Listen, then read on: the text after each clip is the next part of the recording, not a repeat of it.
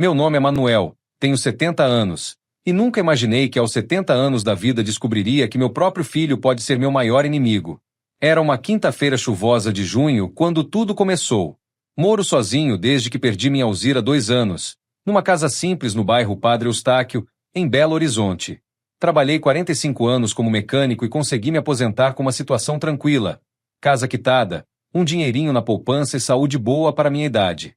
Meu filho Carlos sempre foi complicado.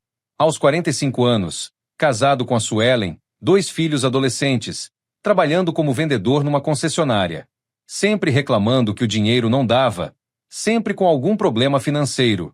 Depois que Alzira morreu, Carlos começou a aparecer mais em casa. De início, fiquei feliz. Pensei que finalmente ele havia entendido que família é importante. Toda quinta-feira ele vinha jantar comigo. Pai, não pode ficar sozinho, dizia ele. A gente precisa se cuidar.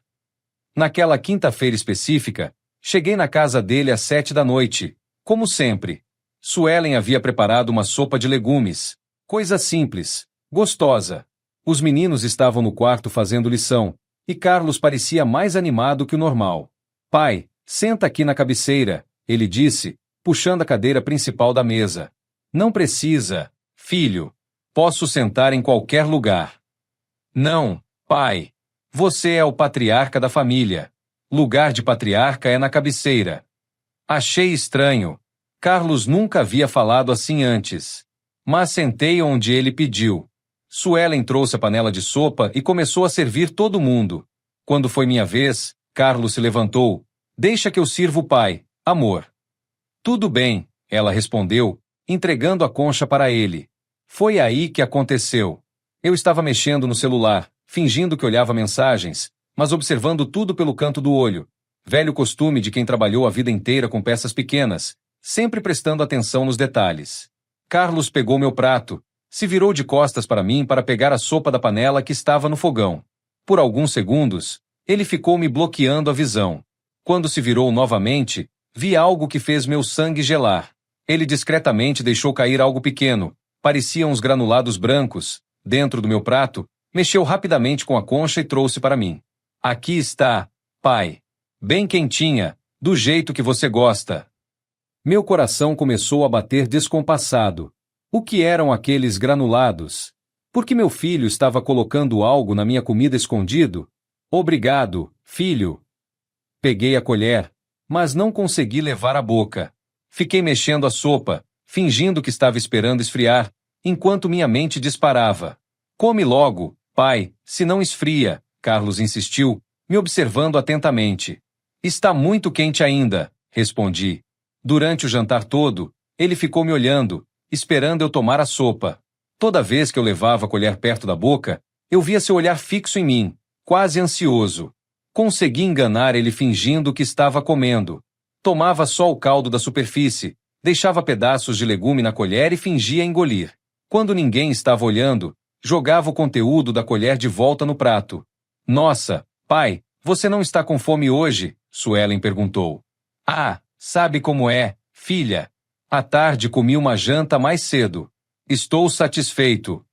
Carlos franziu a testa. Mas pai, você sempre fala que jantar é a refeição mais importante. É, mas hoje foi diferente. Terminamos o jantar e fui embora mais cedo que o normal. Disse que estava cansado, mas na verdade estava desesperado para sair dali. No caminho de volta para casa, parei numa farmácia 24 horas. Boa noite, disse para a farmacêutica. A senhora pode me ajudar com uma coisa? Claro, senhor. Expliquei que havia sobrado sopa na minha casa e que eu queria saber se era possível identificar se havia algum remédio misturado nela, porque estava sentindo um gosto estranho. Olha, senhor, tem laboratórios que fazem esse tipo de análise, mas é um pouco caro. Quanto custa? Uns R$ 200, dependendo do tipo de exame. Pode me dar o endereço? Cheguei em casa com o laboratório anotado num papel e uma dúvida terrível martelando na minha cabeça. O que meu próprio filho estava tentando fazer comigo? Naquela noite, não consegui dormir.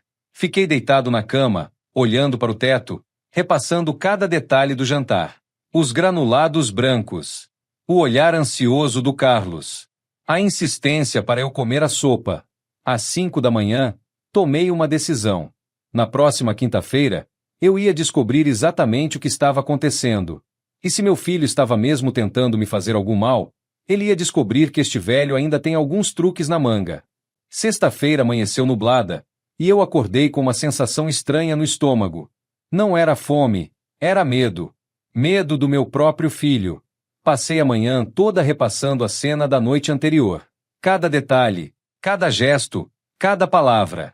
Quanto mais eu pensava, mais certeza tinha de que não foi acidente. Carlos havia colocado algo na minha sopa de propósito. Primeira parada. Laboratório. O doutor Henrique, um rapaz jovem de jaleco branco, me atendeu com paciência. Seu Manuel, o senhor quer fazer que tipo de análise? Quero saber se tem alguma substância estranha numa comida. Medicamento, veneno, droga? A palavra veneno me fez engolir seco.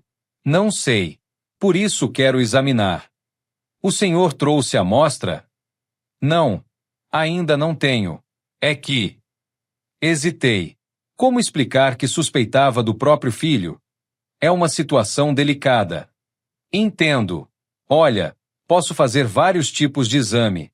Para medicamentos comuns, custa R$ 180.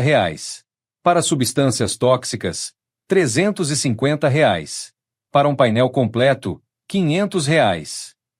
E quanto tempo demora? Depende. Medicamentos comuns, 2 dias. Painel completo, 1 semana. Guardei o cartão dele no bolso. Obrigado, doutor. Segunda parada. Investigação. Passei o fim de semana pensando. Carlos estava vindo jantar em casa toda quinta-feira há 6 meses. Sempre muito solícito, sempre se oferecendo para ajudar. Mas por quê? Segunda-feira, decidi agir. Fui até a concessionária onde ele trabalha. Era um lugar grande, cheio de carros novos e vendedores de terno. Pedi para falar com o gerente. Bom dia. Sou pai do Carlos, que trabalha aqui. Queria saber como ele está se saindo. O gerente, um homem de uns 40 anos, me recebeu bem. Ah, seu Manuel. O Carlos sempre fala do senhor. Senta aqui. Conversamos por uns 15 minutos. O que descobri me deixou preocupado. Seu Carlos é um bom vendedor, mas está passando por uma fase difícil. Como assim? Vendas em baixa, metas não batidas. Sabe como é o mercado hoje em dia. E isso afeta o salário dele? Afeta, sim. Ele trabalha por comissão. Mês ruim, salário baixo. E como tem sido os últimos meses? O gerente fez uma cara preocupada. Olha, seu Manuel, não deveria falar isso, mas já que o senhor é o pai. O Carlos deve estar passando apertado em casa. Ele até me pediu um adiantamento semana passada. Saí da concessionária com mais perguntas que respostas. Carlos estava com dificuldades financeiras. Isso explicava o comportamento estranho? Terça-feira, fui atrás de mais informações. Parei numa padaria perto da casa do Carlos e puxei conversa com o dono, seu Jair, que conhecia a família. Ah, seu Manuel. Como está? E o Carlos? Está bem. Aliás, como você vê ele? Parece que anda meio estressado. Seu Jair abaixou a voz. Olha, não deveria falar isso, mas o Carlos deve estar com problema financeiro mesmo. Já faz 2 meses que ele não paga a conta aqui. Sempre que venho cobrar, ele pede mais prazo. 2 meses? E a Suelen comentou com minha esposa que estão com dificuldade para pagar a escola dos meninos. Voltei para casa com o coração apertado. Meu filho estava numa situação financeira difícil e não havia me contado nada. Mas isso justificava colocar algo na minha comida? Quarta-feira, tive uma ideia terrível. E se Carlos estava tentando me medicar para me fazer parecer doente? Ou pior, e se estava tentando me envenenar aos poucos? Para quê? Para herdar a casa? O dinheiro da poupança? Liguei para meu irmão José, que mora em Contagem. Zé, preciso conversar uma coisa com você. Fala, mané. Contei toda a história para ele. José me ouviu em silêncio. Mané, você tem certeza que viu isso? Absoluta. Pode ser que você tenha se confundido. José, eu trabalhei 45 anos consertando motor. Minha especialidade sempre foi perceber detalhes pequenos. Eu sei o que vi. E o que você vai fazer? Quinta-feira, vou na casa dele de novo. Mas dessa vez vou estar preparado. Preparado como? Vou levar um potinho pequeno escondido no bolso. Se ele colocar alguma coisa na minha comida de novo, vou guardar uma amostra e levar para analisar. Mané, se for verdade o que você está pensando. Se for verdade, meu próprio filho está tentando me matar. Desliguei o telefone e fui até o armário da cozinha. Peguei um potinho pequeno de tempero, vazio, e guardei no bolso da calça. Quinta-feira seria o dia da verdade. Eu ia descobrir de uma vez por todas o que meu filho estava fazendo comigo. E se fosse o que eu estava pensando, ele ia descobrir que subestimou muito o velho Manuel. Sábado passou devagar. Não saí de casa, não atendi telefone, não quis conversa com ninguém. Fiquei na varanda, olhando o movimento da rua, pensando em como minha vida havia mudado em poucos dias. Domingo de manhã, José apareceu para saber das novidades. E aí, Mané? Já decidiu o que vai fazer? Já ofereci um acordo para o Carlos. Ele tem até hoje à noite para decidir. E se ele não aceitar? Aí vai preso. José ficou me observando. Você está bem? Parece diferente. Estou diferente, José. Descobrir que seu próprio filho quer te matar muda qualquer um. Mas você não acha que está sendo muito duro? Olhei para meu irmão. José, se fosse seu filho tentando te envenenar, o que você faria? Não sei. É uma situação que nunca pensei. Pois pense agora. Seu filho, que você criou, educou, amou, coloca remédio na sua comida todas as semanas, para te deixar confuso e roubar seu dinheiro. O que você faria? José ficou quieto por um tempo. Eu ficaria arrasado. E acho que faria a mesma coisa que você. Às 6 da tarde, meu portão tocou. Era Carlos. Abri a porta, mas fiquei na soleira, sem convidá-lo para entrar. E aí? Decidiu. Carlos estava com uma aparência terrível. Olheiras fundas, barba por fazer, roupas amassadas. Parecia que não havia dormido há dias. Pai, posso entrar para conversarmos? Aqui está bom. Fala logo. Pai, eu aceito o acordo. Senti um misto de alívio e tristeza. Tem certeza? Tenho. Não posso ir preso. Minha família precisa de mim. Sua família precisava que você fosse um homem honesto, não um criminoso. Pai, pelo amor de Deus, para com isso. Para com isso? Carlos, você tentou me matar. Não é uma coisa que se esquece. Eu sei. E vou carregar isso para o resto da vida. Vai mesmo. E eu também. Ficamos nos encarando por alguns segundos. Então está decidido, eu disse. Você nunca mais aparece na minha vida. Nunca mais vem aqui, nunca mais tenta contato. Em troca, retiro a queixa e cuido dos seus filhos. E se eu precisar muito falar com você? Fala através da Suelen. Ela pode vir aqui sempre que quiser. E os meninos? Os meninos também. Eles podem vir aqui sempre que quiserem. Mas você não. Pai. Não sou mais seu pai, Carlos. A partir de agora, sou apenas o avô dos seus filhos. Ele começou a chorar novamente. Pai, você não pode fazer isso. Posso e estou fazendo. Foi você quem escolheu esse caminho. Mas somos família. Carlos, quando você estava colocando veneno na minha comida, pensou que éramos família. Ele não respondeu. Quando você estava planejando me roubar, pensou que éramos família? Continuou em silêncio. Quando pesquisou na internet como me drogar sem eu perceber, pensou que éramos família? Pai, eu estava desesperado. Desespero não justifica a tentativa de homicídio. Peguei um papel do bolso. Aqui está o acordo. Se você assinar, amanhã vou na delegacia e retiro a queixa. Se não assinar, o processo segue. Carlos leu o papel rapidamente. Era simples. Ele se comprometia a nunca mais ter contato comigo, e eu retirava a queixa e cuidaria da educação dos netos. E se eu quebrar o acordo? Aí você vai preso na mesma hora. Ele pegou uma caneta emprestada e assinou o papel. Pronto, disse, devolvendo para mim. Espero que seja feliz com essa decisão. Carlos, a única pessoa responsável por essa situação é você. Eu sei. E vou ter que viver com isso. Vai! Ele se virou para ir embora, mas parou no portão. Pai, uma última pergunta? Fala. Se eu não tivesse tentado aquilo, se eu tivesse chegado em você honestamente, pedindo ajuda, você teria me ajudado? A pergunta me pegou de surpresa. Pensei por alguns segundos. Claro que teria. Você é? Era meu filho. Sempre ajudei vocês quando precisaram. Então por que eu não tentei isso?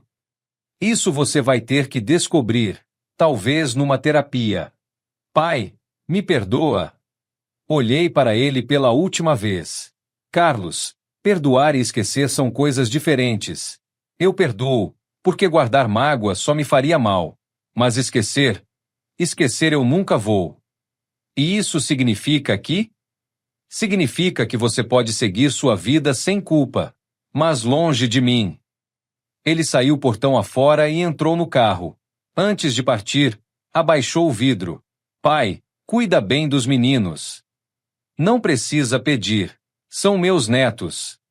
Ele foi embora, e eu fiquei parado no portão, vendo o carro desaparecer na esquina. Era a última vez que veria meu filho. Segunda-feira de manhã, fui na delegacia e retirei a queixa, apresentando o acordo assinado. Doutor Augusto não gostou muito da decisão, mas respeitou. Seu Manuel, espero que não se arrependa. Não vou me arrepender, delegado. Ele aprendeu a lição. E se ele tentar de novo? Não vai tentar. Agora ele sabe que eu não sou mais aquele velho ingênuo. À tarde, abri 2 contas poupança, uma para Júlia e outra para Pedro. Depositei R$ 20.000 em cada uma e programei depósitos mensais de R$ 500. Quando chegaram aos 18 anos, teriam dinheiro suficiente para fazer uma faculdade boa. Quinta-feira chegou. Pela primeira vez em 6 meses, não tinha jantar marcado com família. Fiz uma sopa para mim mesmo, simples, sem medo de que alguém colocasse veneno nela. Enquanto comia sozinho na mesa da cozinha, pensei na ironia. Havia perdido um filho, mas salvado uma vida, a minha própria. E descobri algo importante. Às vezes, para proteger quem amamos, precisamos nos afastar de quem nos faz mal. Mesmo quando essa pessoa é nossa própria família. A semana mais longa da minha vida. 7 dias esperando um resultado que poderia confirmar meus piores medos sobre meu próprio filho. Passei os dias tentando me manter ocupado. Arrumei toda a casa, organizei papéis antigos, até limpei o quintal 2 vezes. Qualquer coisa para não ficar pensando no que poderia descobrir. Carlos ligou 2 vezes durante a semana. Oi, pai. Tudo bem? Como está se sentindo? A segunda pergunta me fez gelar. Porque ele estava perguntando como eu me sentia? Estou bem, filho. Por quê? Ah, nada não. É que você pareceu meio cansado quinta-feira passada. Estou bem. Que bom. Então quinta que vem você vem jantar aqui de novo, né? Vou. Quarta-feira chegou. Era o dia de buscar o resultado. Acordei às 5 da manhã, tomei banho, me vesti com minha roupa mais bonita, como se fosse para uma ocasião importante. E era. Cheguei no laboratório às 8 em ponto. Doutor Henrique me recebeu com uma expressão séria. Seu Manuel, senta aqui. Preciso conversar com o senhor. Meu coração disparou. Achou alguma coisa? Ele abriu uma pasta com vários papéis. Achei. Sim. E é preocupante. Engoli seco. O que é? Na amostra que o senhor trouxe, identificamos uma substância chamada Zolpidem. É um medicamento tarja preta, usado para insônia, mas em doses controladas. E na minha comida tinha uma quantidade muito alta, perigosa para uma pessoa da sua idade. Senti como se o chão tivesse se aberto debaixo dos meus pés. Perigosa como? Seu Manuel, essa dose poderia causar confusão mental severa, perda de memória, desorientação. Em casos extremos, até coma. Coma? Sim. E o pior, se a pessoa consumir regularmente, pode desenvolver dependência, problemas cognitivos permanentes e até, bem, pode ser fatal. Fatal. Meu filho estava tentando me matar. Doutor, esse remédio é fácil de conseguir? Não. É controlado. Só com receita médica. E se alguém tomar sem saber, repetidas vezes? Seria como envenenar aos poucos. A pessoa iria perdendo lucidez gradualmente, ficando cada vez mais confusa, até que... Ele não precisou terminar a frase. Doutor, o senhor pode me dar uma cópia desse resultado? Claro. E seu Manuel? O senhor deveria procurar a polícia. Saí do laboratório com as pernas bambas e as mãos tremendo. Entrei no carro, mas não consegui dirigir imediatamente. Fiquei parado ali, tentando processar a informação. Meu filho estava me envenenando. Lentamente, com remédio para insônia misturado na comida. O plano era me deixar confuso, com perda de memória, até que eu chegasse ao ponto de não conseguir mais cuidar de mim mesmo. Aí ele poderia me internar, tomar conta dos meus bens. Ou pior, me matar e fingir que foi morte natural de um velho doente. Dirigi para casa no automático. Quando cheguei, liguei imediatamente para José. José, precisa vir aqui agora. Por quê? O que houve? O resultado saiu. É pior do que imaginávamos. José chegou em 2 horas. Quando leu o laudo do laboratório, ficou pálido. Mané, isso aqui é tentativa de homicídio. Eu sei. Você tem que ir na polícia. Vou. Mas primeiro preciso entender uma coisa. O quê? Por que meu filho quer me matar? José me olhou confuso. Como assim? José, essa não foi a primeira vez que ele colocou remédio na minha comida. Foi a segunda que eu percebi. Quantas vezes ele já fez isso sem eu ver? Fomos para a cozinha. Peguei uma folha de papel e uma caneta. Vamos pensar. Carlos começou a vir jantar aqui toda quinta 6 meses. Sempre muito solícito, sempre se oferecendo para me ajudar. Continue. Nos últimos meses, comecei a me sentir mais cansado. Às vezes meio confuso. Achei que era da idade. Mané. E se não era da idade? E se ele já estava me drogando há meses? José sentou na cadeira ao meu lado. Mas por quê? Dinheiro. Tem que ser dinheiro. Expliquei para ele sobre as dificuldades financeiras do Carlos, as dívidas, os problemas no trabalho. Então você acha que ele está tentando te matar por herança? Ou me deixar incapacitado para ele poder assumir o controle dos meus bens? Sabe quantas vezes, nos últimos meses, ele sugeriu que eu fizesse uma procuração para ele caso acontecesse alguma coisa? José ficou em silêncio, processando tudo. E agora, Mané? O que você vai fazer? Olhei pela janela da cozinha. O dia estava ensolarado. Bonito. Um dia normal para descobrir que meu único filho queria me matar. Amanhã é quinta-feira. Ele está esperando que eu vá jantar lá. Você não vai. Vou. Mané, você está louco? José, se eu não aparecer, ele vai suspeitar que descobri alguma coisa. Preciso agir como se nada tivesse acontecido.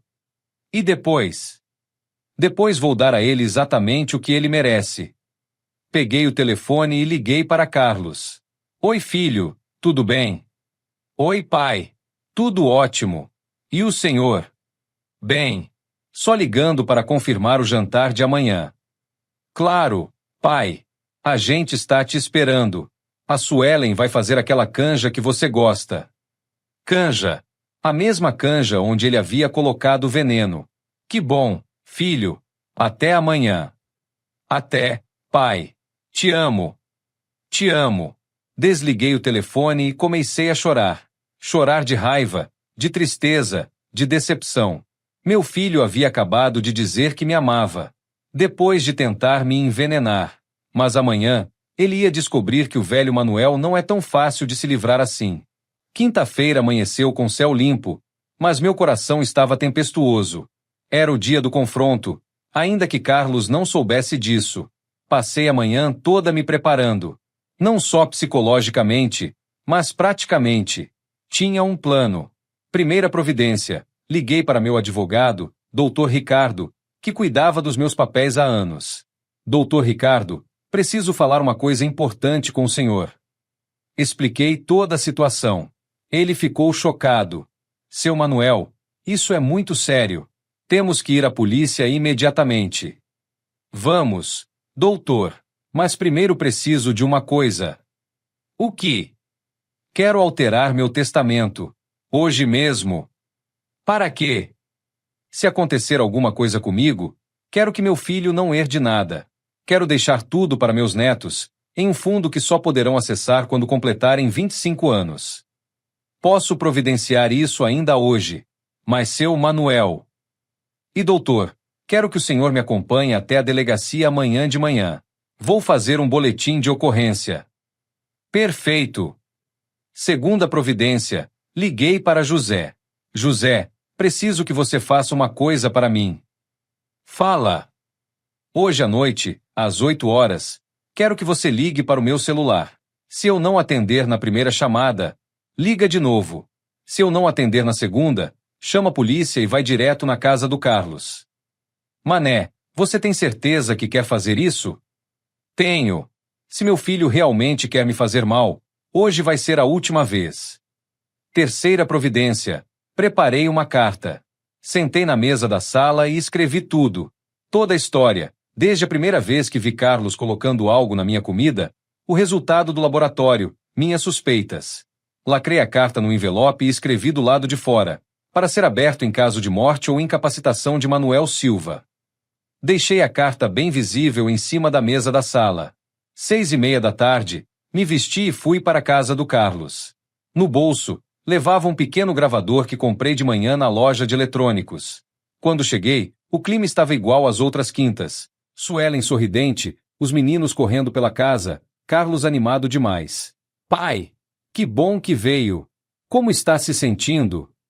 De novo aquela pergunta sobre como eu me sentia. Bem, filho. E você? Ótimo. Hoje o dia foi muito bom no trabalho. Mentira. Eu tinha ligado para a concessionária de tarde. Carlos havia faltado ao trabalho. Durante o jantar, observei cada movimento, cada palavra, cada olhar. Carlos estava nervoso, suava mais que o normal, falava demais. Sinais de que ele sabia que estava prestes a fazer algo errado.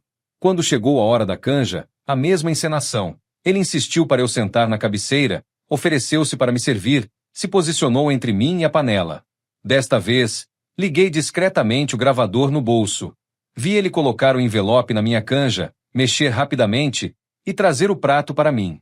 Aqui está, pai. Bem quentinha, nutritiva, cheia de vitaminas. Cheia de veneno, pensei. Obrigado, filho. Peguei a colher, mas antes de levar à boca, parei e olhei bem nos olhos dele. Carlos, posso te perguntar uma coisa? Claro, pai. Você me ama? Ele pareceu surpreso com a pergunta. Claro que amo, pai.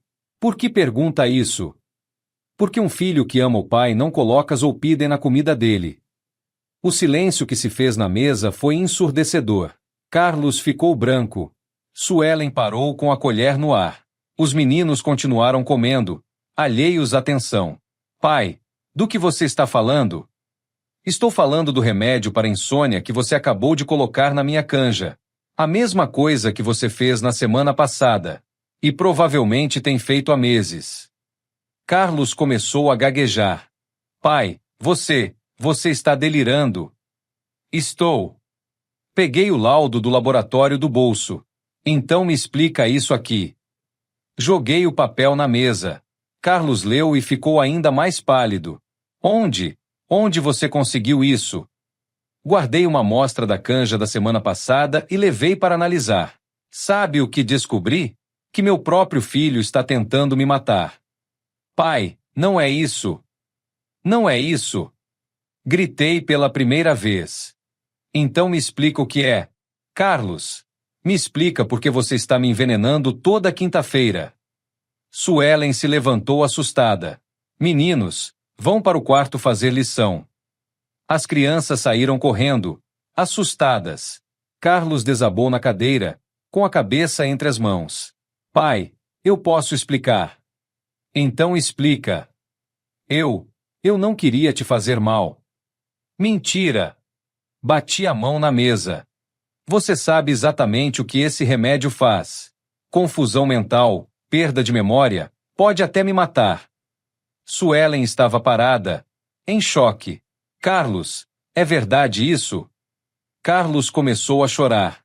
Pai, eu estou desesperado. Estamos devendo tanto dinheiro. Os meninos precisam da escola. A casa está quase sendo tomada pelo banco. E isso te dá direito de me matar? Eu não ia te matar. Eu só queria que você ficasse um pouco confuso para poder te convencer a me emprestar dinheiro ou fazer uma procuração. Para você roubar tudo que eu tenho. Para resolver nossos problemas. Depois eu devolveria tudo. Com que dinheiro, Carlos? Você não tem dinheiro nem para pagar a padaria. Ele parou de chorar e me olhou surpreso. Como você sabe disso? Porque, diferente do que você pensa, eu não sou um velho caduco. Fui atrás de informação. Sei que você está endividado, sei que seu salário foi reduzido, sei que está desesperado. Então por que não me ajudou? Porque você nunca pediu ajuda. Você preferiu tentar me drogar para roubar meu dinheiro. Suelen se aproximou da mesa. Seu Manuel, eu juro que não sabia de nada disso.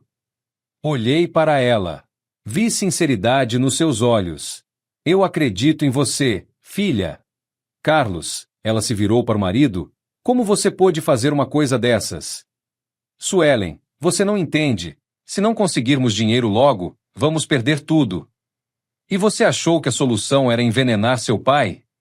Eu pesquisei na internet. Disse que era um remédio que só deixava a pessoa meio sonolenta. Carlos! Gritei. Você poderia ter me matado. Um homem de 70 anos, com essa dose de remédio. Você sabe disso? Ele voltou a chorar. Pai, me perdoa. Eu estava desesperado. Não sabia mais o que fazer. Não sabia o que fazer. Me levantei da mesa. Não sabia que podia vir conversar comigo como um homem? Não sabia que podia me pedir ajuda honestamente? Você sempre foi muito crítico. Sempre disse que eu não prestava. Eu te critiquei para te ajudar a crescer, não para você tentar me matar. O silêncio voltou a dominar a mesa. Carlos chorava, Suelen estava em choque, e eu sentia uma mistura de raiva e tristeza que não conseguia nem explicar. Pai! Carlos tentou falar. Não me chama de pai. Minha voz saiu gelada. Um pai cria um filho para ser homem de bem, não para ser assassino. Pai, por favor. Eu disse para não me chamar de pai. Peguei minha jaqueta. Vou embora. E Carlos? Sim. Nunca mais quero ver você perto de mim. Se aparecer na minha casa, chama a polícia. Pai, por favor, vamos conversar. A única conversa que vamos ter vai ser no tribunal. Saí da casa batendo a porta. No caminho para o carro, escutei Carlos gritando meu nome, mas não me virei. Cheguei em casa às 8 em ponto. O telefone tocou imediatamente. Era José. Mané? Está tudo bem? Está, José. Pode ficar tranquilo. E o Carlos? O Carlos descobriu que não é tão esperto quanto pensava. Você confrontou ele? Confrontei. E agora ele sabe que eu sei de tudo. E agora? Agora vou dormir. Amanhã de manhã vou na delegacia fazer um boletim de ocorrência. Você tem certeza? José, meu filho tentou me matar. Tenho mais certeza que qualquer coisa na vida. Desliguei o telefone e fui para o banheiro tomar um banho. Debaixo da água quente, deixei as lágrimas escorrerem livremente. Era a primeira vez que chorava desde que Alzira morreu. Mas desta vez não era de saudade. Era de decepção. Decepção por descobrir que o filho que criei, que amei, que eduquei, era capaz de tentar me matar por dinheiro. Quando saí do banheiro, Meu celular tinha 15 chamadas perdidas do Carlos. Desliguei o aparelho e fui dormir. Amanhã seria um novo dia. E Carlos ia descobrir as consequências das suas escolhas. Sexta-feira amanheceu cinzenta, combinando com meu estado de espírito. Acordei às 5 da manhã, mas tinha a impressão de que não havia dormido nem uma hora. Liguei meu celular e vi 23 chamadas perdidas do Carlos, 8 mensagens de WhatsApp dele, 3 ligações da Suelen. Não li nem escutei nada.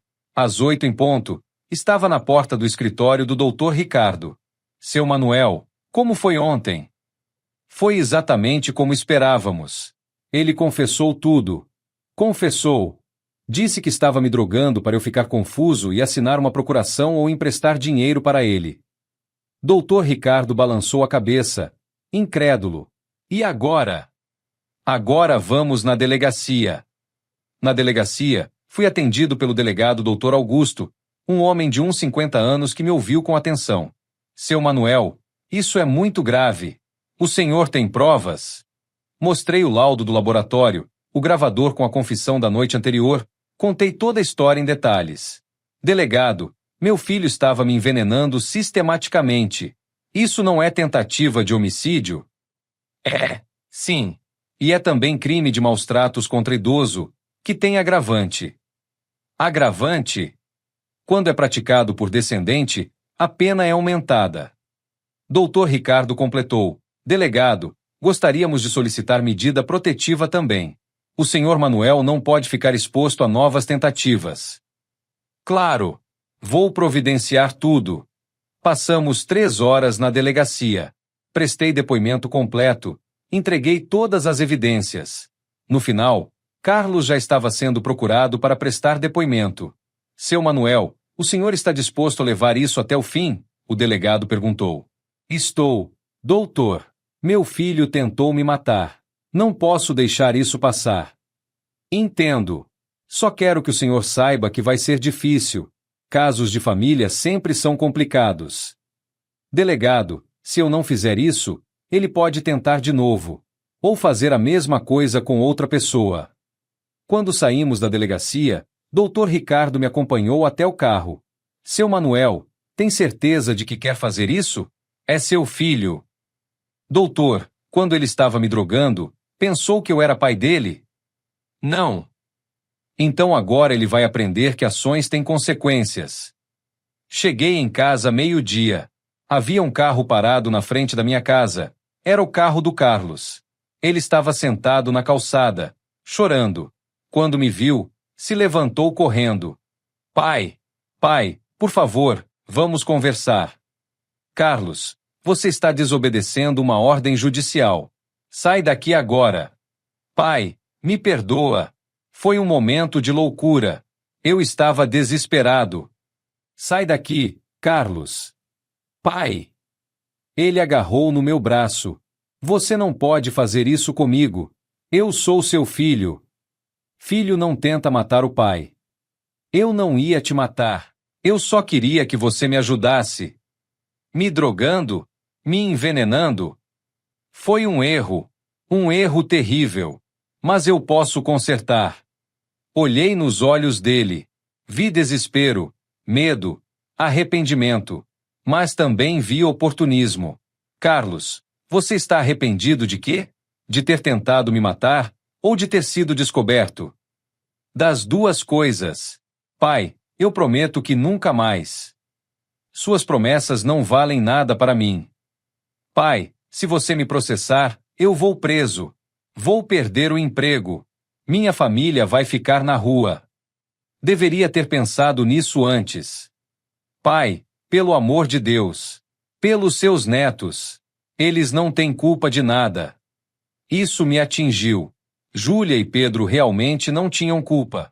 Carlos, seus filhos não têm culpa mesmo. Por isso, se você se afastar de mim e nunca mais aparecer na minha vida, eu garanto que eles vão ter condições de estudar numa escola boa. Como? Abri uma conta poupança para cada um deles.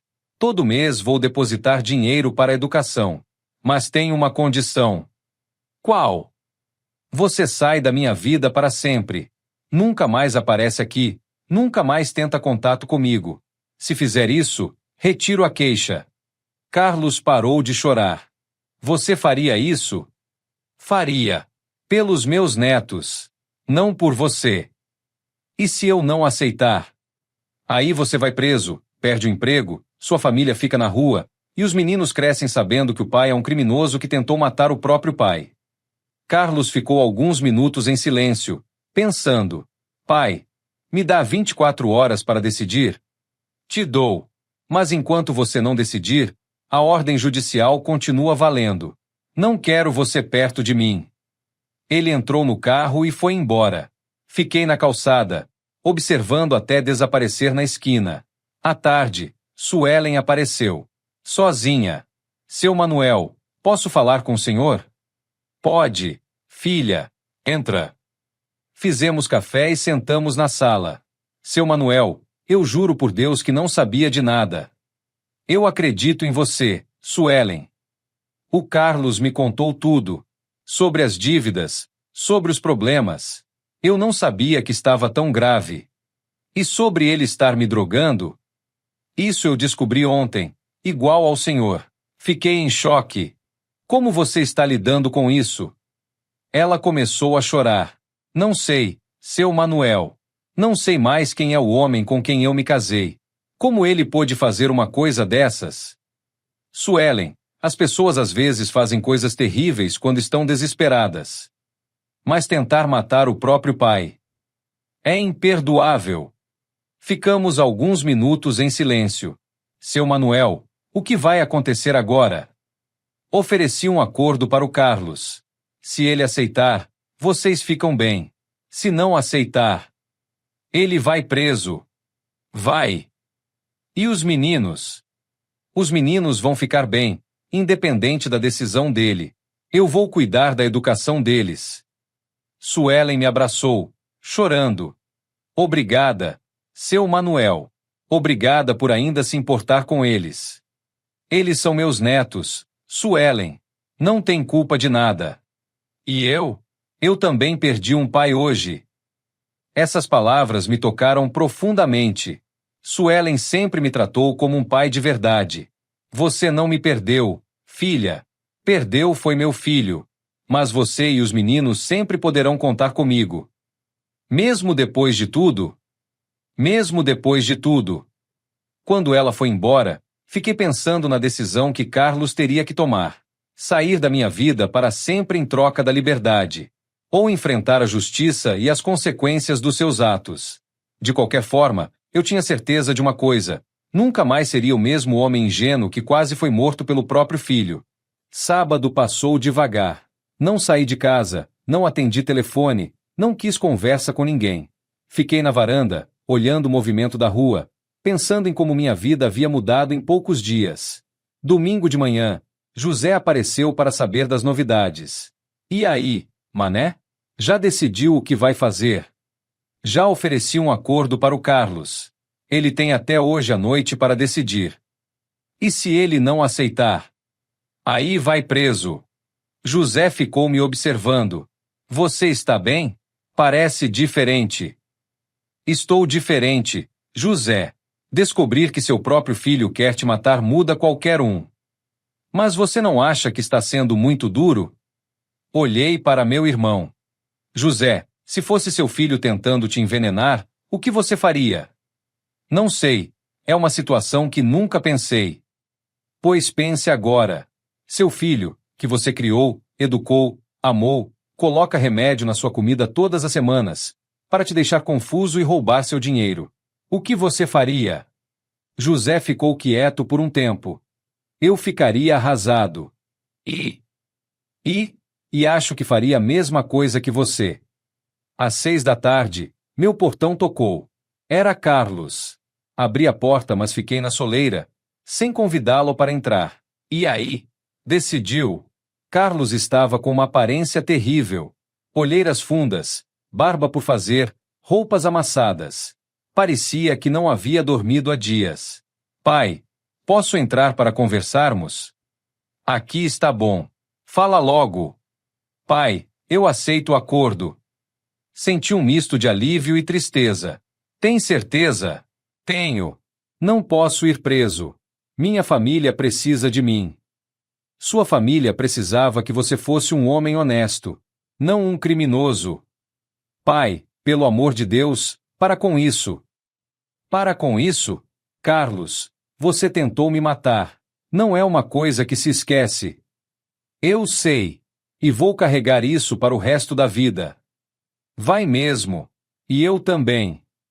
Ficamos nos encarando por alguns segundos. Então está decidido, eu disse. Você nunca mais aparece na minha vida. Nunca mais vem aqui, nunca mais tenta contato. Em troca, retiro a queixa e cuido dos seus filhos. E se eu precisar muito falar com você? Fala através da Suelen. Ela pode vir aqui sempre que quiser. E os meninos? Os meninos também. Eles podem vir aqui sempre que quiserem. Mas você não. Pai. Não sou mais seu pai, Carlos. A partir de agora, sou apenas o avô dos seus filhos. Ele começou a chorar novamente. Pai, você não pode fazer isso.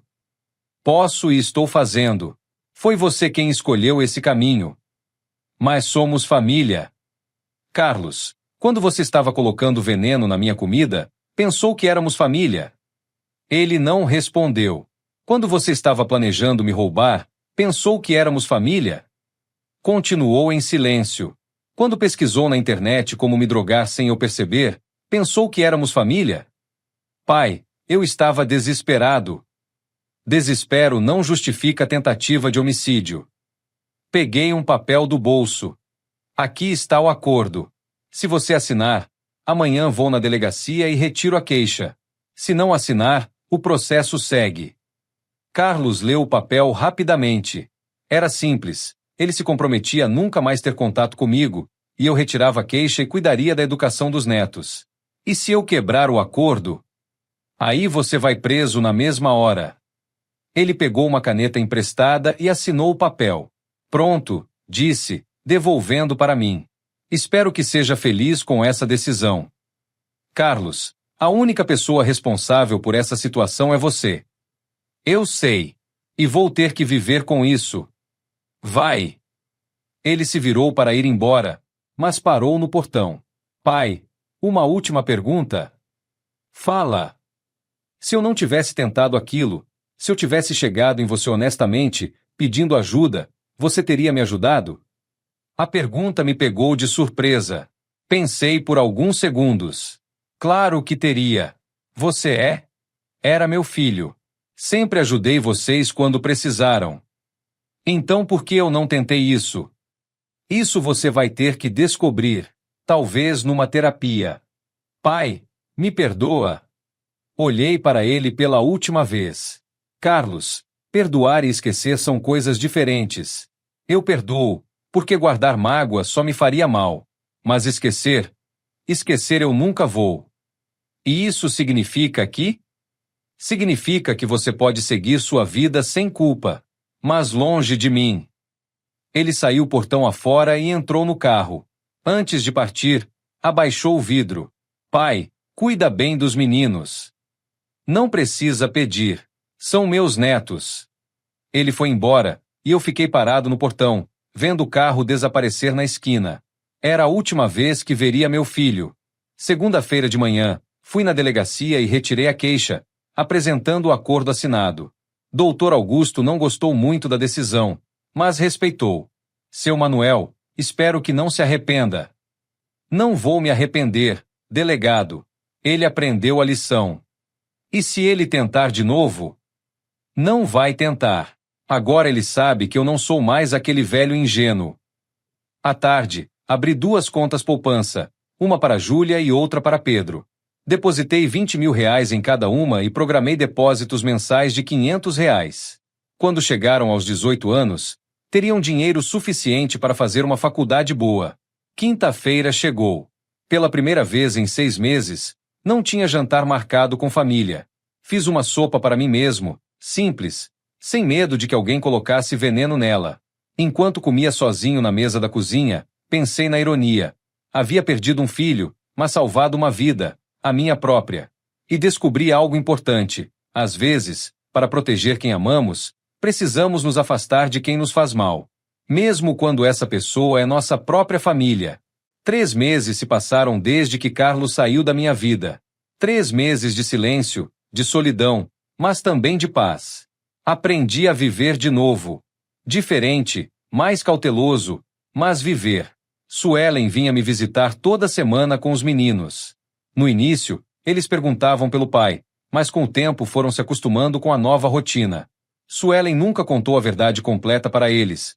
Apenas disse que o pai e eu havíamos brigado e que era melhor eles não ficarem no meio.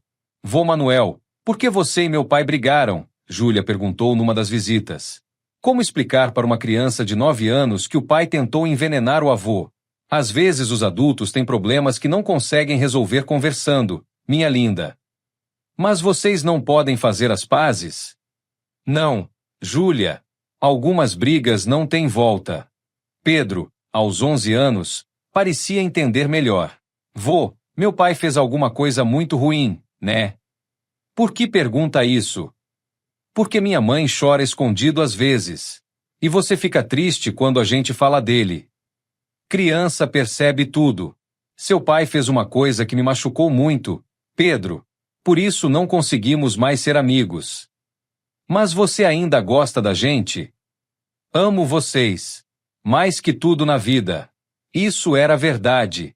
Júlia e Pedro haviam se tornado minha razão de viver. Um dia, Suelen veio conversar comigo a sós.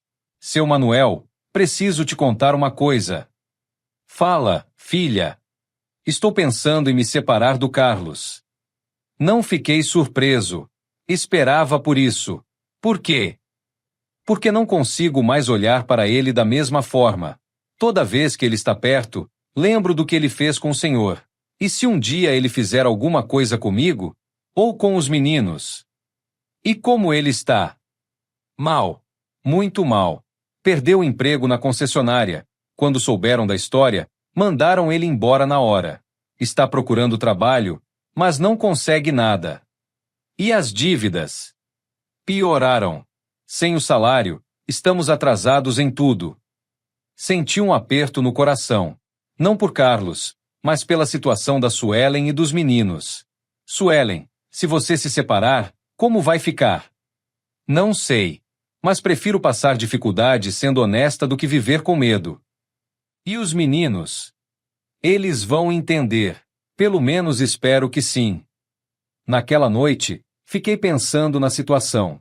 Suelen e os meninos sofrendo pelas escolhas erradas do Carlos. No dia seguinte, liguei para ela. Suelen, se você se separar dele, vocês podem vir morar aqui em casa. Seu Manuel, não posso aceitar. Claro que pode.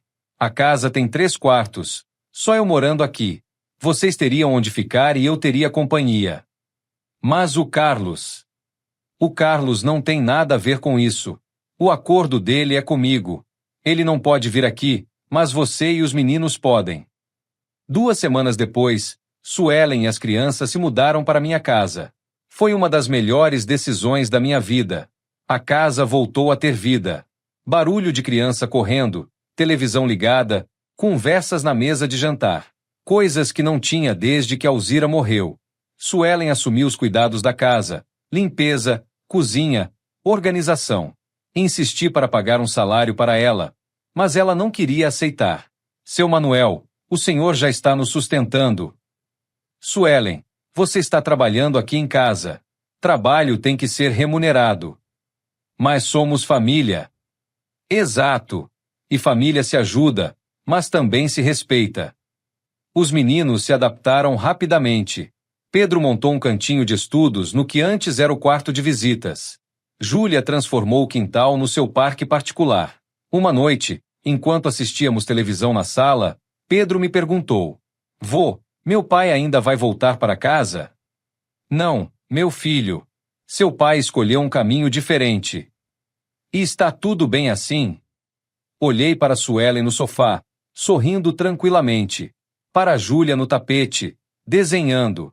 Para Pedro no meu colo, fazendo lição de matemática. Está tudo bem assim. E estava mesmo. Havia perdido um filho, mas ganhado uma família de verdade. 3 meses depois, Suelen conseguiu um emprego numa escola perto de casa. Meio período, para poder cuidar dos meninos. Seu Manuel, agora posso ajudar com as despesas da casa. Não precisa, filha. Seu dinheiro é para suas coisas e das crianças. Mas eu quero ajudar. Somos uma família agora. Somos uma família agora. Essas palavras me aqueceram o coração. Naquela noite, antes de dormir, liguei para José. José, lembra quando você perguntou se eu não achava que estava sendo duro demais com o Carlos? Lembro. Pois é. Hoje tenho certeza de que fiz a coisa certa. Por quê? Porque às vezes, para salvar uma família, você tem que cortar o que está apodrecendo. E agora você está feliz? Olhei pela janela do meu quarto. Lá embaixo, no quintal, vi a bicicleta do Pedro encostada na árvore e os brinquedos da Júlia organizados num canto. Estou em paz, José. Finalmente estou em paz. Era verdade. Aos 70 anos, havia aprendido que família não é só sangue. É amor, respeito, confiança. E que às vezes, as maiores traições vêm de quem menos esperamos. Mas também aprendi que sempre é possível recomeçar. Mesmo quando parece que perdemos tudo.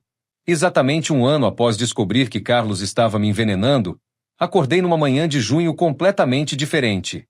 A casa estava cheia de vida.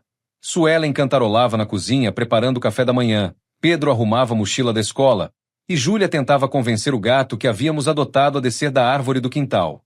Bom dia, vô! Os dois gritaram ao mesmo tempo quando apareci na cozinha. Bom dia, meus amores! Seu Manuel, Suelen sorriu, o café está pronto. Durante o café da manhã, Pedro anunciou, vô, tirei nota máxima na prova de matemática. Parabéns, campeão! E você, Júlia? Eu ganhei o concurso de desenho da escola. Quer ver?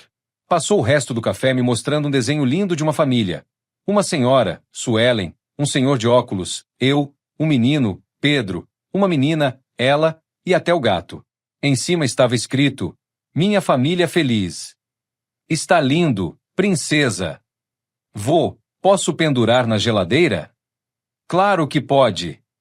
Depois que as crianças foram para a escola e Suelen para o trabalho, fiquei sozinho em casa, como todas as manhãs. Mas agora não era uma solidão triste, era um momento de paz antes da família voltar. Aproveitei para fazer a caminhada diária que o médico havia recomendado. Na praça, encontrei seu Geraldo, um conhecido de anos. Manuel, como está? Bem, Geraldo. E você? Ah, levando. Ouvi dizer que sua nora e netos estão morando com você. Estão, sim. E o Carlos? Como ele está? Era a pergunta que eu sabia que uma hora apareceria. Geraldo, prefiro não falar sobre o Carlos. Ah, entendi. Vocês brigaram, né? Algo assim. Mas brigou por quê? Vocês sempre foram tão unidos. Olhei para o velho amigo. Como explicar que meu filho tentou me matar? Geraldo, às vezes as pessoas decepcionam a gente. E algumas decepções não têm volta. Mas é seu filho, Manuel. Era. A conversa me deixou meio perturbado. Quando cheguei em casa, liguei para José. José, hoje alguém me perguntou sobre o Carlos. E o que você respondeu? Que preferia não falar sobre ele. Mas fiquei pensando, será que estou sendo injusto demais? Mané, você já esqueceu que ele tentou te envenenar? Não esqueci. Nunca vou esquecer. Mas, ele continua sendo meu filho. Manuel, escuta o que você está falando. O cara tentou te matar. Eu sei, José. Mas às vezes fico pensando se não existe possibilidade de perdão. Você já perdoou. Não processou ele, não deixou ele ir preso. Mas perdoar não significa voltar a confiar. José tinha razão. À tarde, enquanto esperava as crianças voltarem da escola, tocou a campainha. Era uma mulher que não conhecia. Seu Manuel. Sou eu. Sou Marina, psicóloga. Seu filho Carlos está fazendo terapia comigo. Meu coração disparou. 2 anos se passaram desde aquela noite terrível em que descobri que Carlos estava me envenenando. 2 anos que mudaram minha vida, e a dele, para sempre. Era uma manhã de sábado ensolarada de outubro, quando acordei com um barulho familiar de crianças correndo pela casa. Pedro, agora com 13 anos, e Júlia, com 11, haviam passado a noite aqui, uma tradição que mantínhamos todo fim de semana. Bom dia, vô! Os dois gritaram ao mesmo tempo quando apareci na cozinha. Bom dia, meus tesouros! Suelen estava preparando o café da manhã, cantarolando baixinho. Ela havia se tornado muito mais que uma nora para mim. Era como uma filha de verdade. Seu Manuel, o café está quase pronto.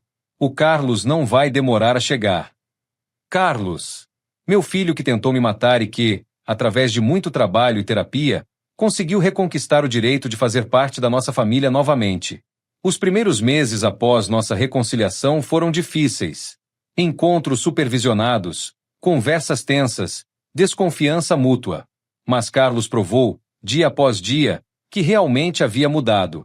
Conseguiu um emprego melhor numa concessionária diferente, pagou todas as dívidas, alugou uma casa pequena mas digna para a família. Mais importante, nunca mais mentiu para mim. Nem uma única vez. 10 minutos depois, escutei a chave na fechadura. Carlos havia ganhado uma cópia há 6 meses, um gesto simbólico de que eu confiava nele novamente. Bom dia, pessoal! Ele entrou sorrindo, carregando sacolas do mercado. Bom dia, papai! As crianças correram para abraçá-lo. Bom dia, pai! Ele se aproximou de mim, como fazia todas as manhãs de sábado. Bom dia, filho! Essa palavra, filho, havia demorado 8 meses para sair da minha boca novamente. Mas quando saiu, foi sincera. Trouxe os ingredientes para fazer aquele churrasco que você gosta, ele disse, esvaziando as sacolas. Que bom! Os meninos estavam ansiosos. Durante o café da manhã, observei minha família reunida. Carlos contava piadas para os filhos, ajudava Suelen a servir, me perguntava sobre minha saúde. Era um homem completamente diferente daquele que havia tentado me drogar 2 anos atrás. Pai, Carlos me puxou de lado após o café. Preciso conversar uma coisa com você. Meu coração se apertou. Sempre que ele dizia isso, eu ainda sentia um frio na barriga. Fala, filho.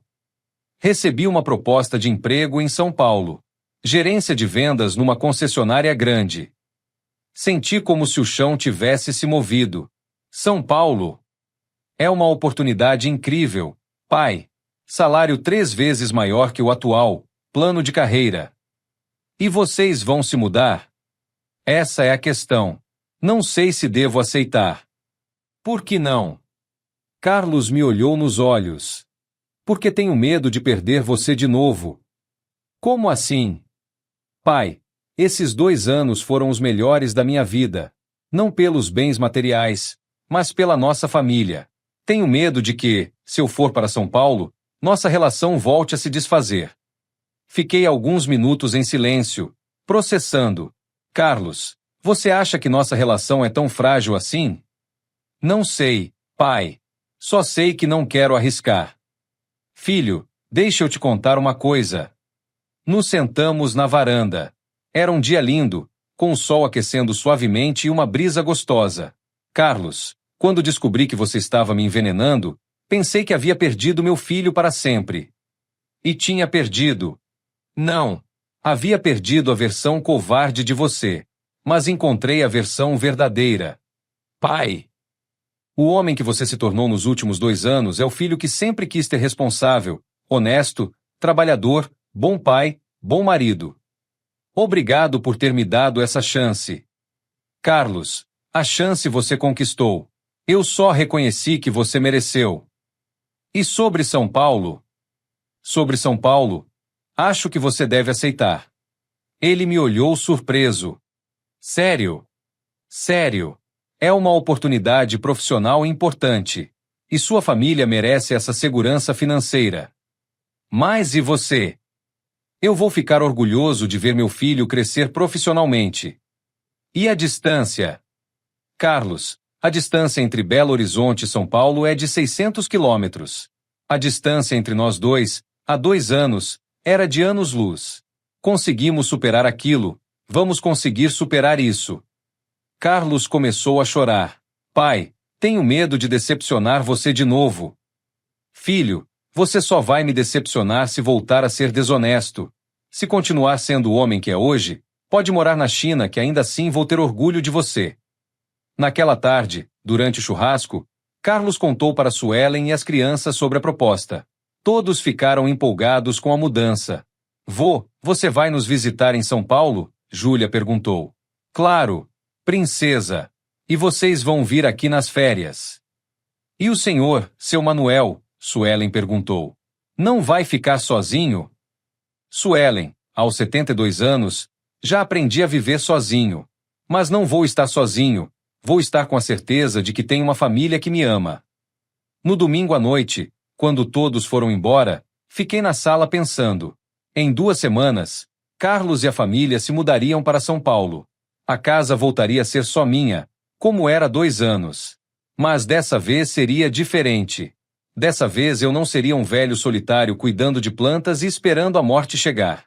Seria um avô orgulhoso, um sogro respeitado, um pai que conseguiu transformar a pior traição da sua vida na maior lição de amor familiar. Liguei para José. José, o Carlos vai se mudar para São Paulo. Sério? E você está bem com isso?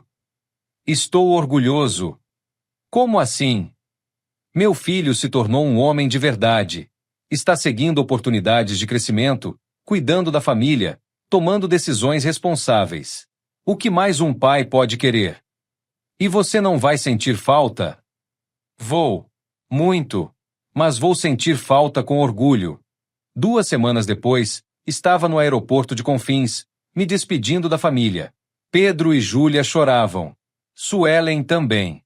Carlos tentava se manter forte, mas vi lágrimas nos seus olhos. Vô, vamos sentir muita saudade, Júlia disse, me abraçando forte. Eu também, princesa. Mas vocês vão estar sempre aqui, apontei para o coração. Pai, Carlos se aproximou para o último abraço. Obrigado por tudo. Por ter me perdoado, por ter me dado uma chance, por ter me ensinado a ser homem de verdade. Carlos, você aprendeu sozinho. Eu só não atrapalhei o processo. Pai, prometo que vou continuar sendo o filho que o Senhor merece. Filho, não precisa prometer. Só precisa continuar sendo quem você é. Te amo, pai. Também te amo, filho. Foi a primeira vez, em 2 anos, que trocamos essas palavras. Quando o avião decolou, fiquei observando até ele desaparecer nas nuvens. Voltei para casa dirigindo devagar, apreciando a paisagem de Belo Horizonte. Minha cidade, minha casa, minha vida. Ao chegar, a casa estava silenciosa. Mas não era um silêncio triste, era um silêncio de paz. Sentei na poltrona da sala e peguei aquele caderninho onde, 2 anos atrás, havia anotado todas as mentiras que Carlos me contará. Havia guardado como lembrança da época mais difícil da minha vida. Olhei as páginas amareladas, cheias de mágoa, desconfiança, decepção. Fui até a lareira, acendi e joguei o caderno no fogo. Não precisava mais daquelas lembranças ruins. Enquanto via o papel queimar, meu telefone tocou. Pai? Chegamos bem. As crianças queriam falar com você. Vô? A voz da Júlia pelo telefone. Já estamos com saudades. Eu também, minha amor. Mas agora vocês têm uma vida nova pela frente. Conversei com Pedro, depois com Suelen, e por último com Carlos. Pai, obrigado por tudo. Obrigado por quê, filho? Por ter me mostrado que nunca é tarde para recomeçar, e que o amor de pai é mais forte que qualquer erro. Desliguei o telefone e fiquei olhando as chamas consumindo o último vestígio da nossa velha história. Aos 72 anos, havia aprendido a lição mais importante da vida. Perdoar não é esquecer o que aconteceu. É escolher construir algo novo por cima dos escombros do que foi destruído. Meu filho havia tentado me matar. Essa era a verdade que nunca mudaria. Mas meu filho também havia se transformado no homem que eu sempre sonhei que ele fosse. Essa também era uma verdade. E entre essas 2 verdades, escolhi ficar com a segunda. Porque descobri que o amor verdadeiro não é aquele que nunca é testado. É aquele que consegue sobreviver ao pior teste possível. e sair mais forte do outro lado.